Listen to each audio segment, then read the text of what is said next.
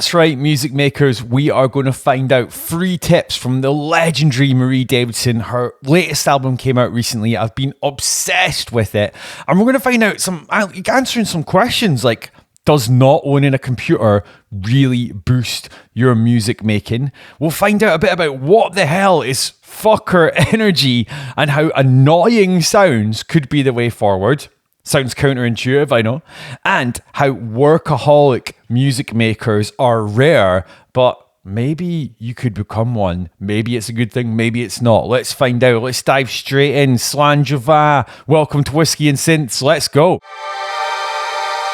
So, for Marie Davidson, does not owning a computer supercharge her writing and recording, and could do the same for you? So I thought, first up, let's find out what gear she has used in the past and is like currently up to using. And she said she's made music using machines like Roland's TR-505, Arturia Mini Brute, MFB Step Sequencer 64, the Boss Digital Delay, Korg Monotribe, which I thought was quite cool. And I've actually got the Monotron here. Hey. So the Monotribe's like the big brother of that. She said she used that for overdubs and said loved that early sequencer and drum machine music that was just like raw like that. Recent photos show she was using like some sort of 303. I couldn't tell if it was like a Behringer clone, doubt it, or the Roland one or a vintage one. Digicat as well, by Electron. And with Soulwax was using a bunch of vintage synths in the studio. They've got an insane collection. That's who she was making the recent album with. They helped her. She's obviously the main artist on it, but this collaboration was quite special to the new album. And by the way, if you're looking for some of that flavor for free, check out the Full Bucket Music synths and plugins online. Amazing, like free emulations of weird vintage Korg synths. I definitely recommend it. So that's some of the synths and gear she's used. But what did she say about not using a computer? Well, she said, I don't even own a computer. It's not that I have anything against them. I just like to use hardware to record. I record everything on a multi-track sequencer. Although when it comes to mixing, I'll go to a sound engineer, my husband. Convenient. And he'll use software and plugins and stuff. And production-wise, there's some computer. But in terms of composing and recording, none. Which I think is really cool. And I think that's why it carries over to our live shows, using all that stuff live. It's so cool. And for drum patterns these days, she's using a TR-707 and some 505. But for a long time, the only sequencer she had was the Monotribe.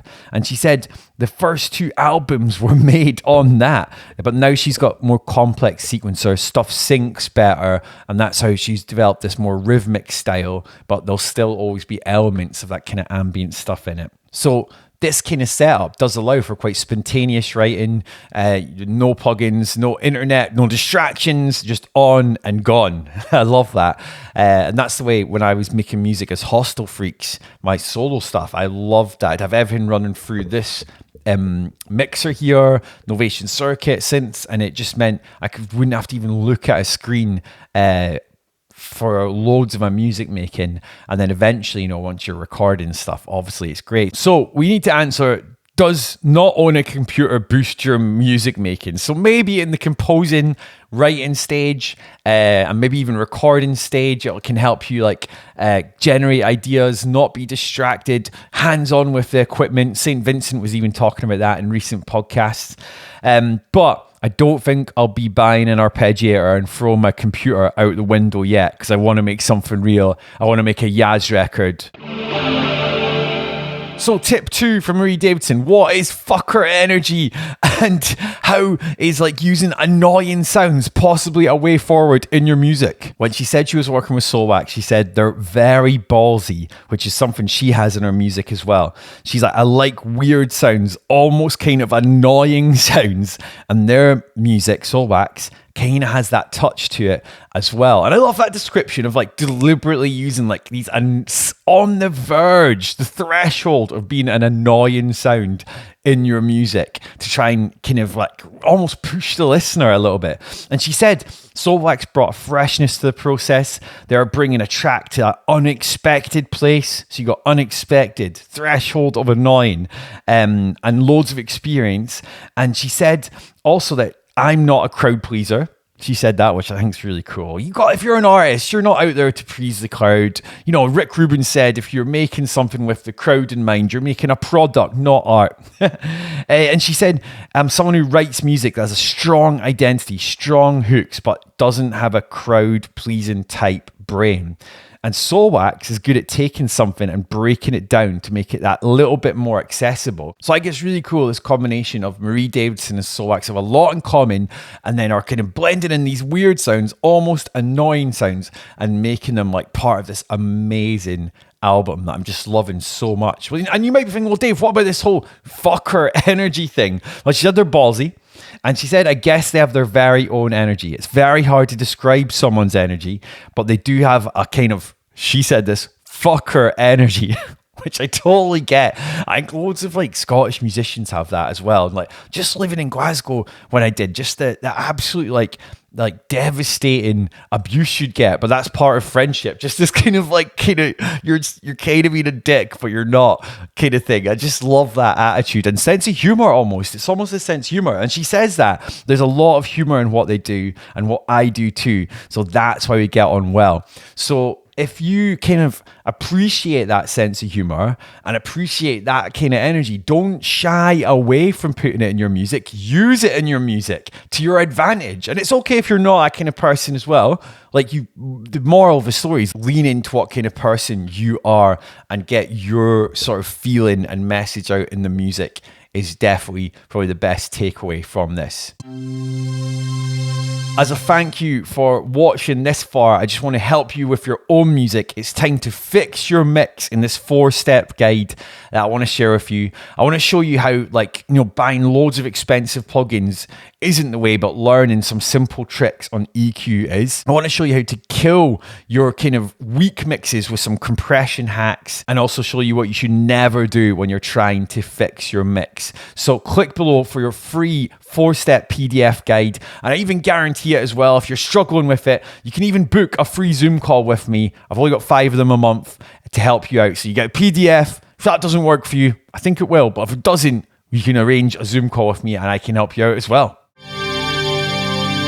Okay, thing number 3 from Marie Davidson. How many workaholic musicians do you actually know? I mean, musicians and music producers, procrastinators, lose motivation. You know what it's like, sit down, open Ableton, and you're like, meh. So Marie Davidson has, she's got a tune called Work It. She's been described as a workaholic. She has, in interviews, said she's got to burn out, and it's been a really bad thing. So I'm not advocating that of reaching that. I just want to look at what she said about it and maybe some takeaways and how you can get more motivation, but also avoid the whole burnout thing as well. Now, she said, a naturally impatient person, she's been trying to cultivate empathy and patience, putting her foot down with the label about respecting her insistence to work at a slower pace.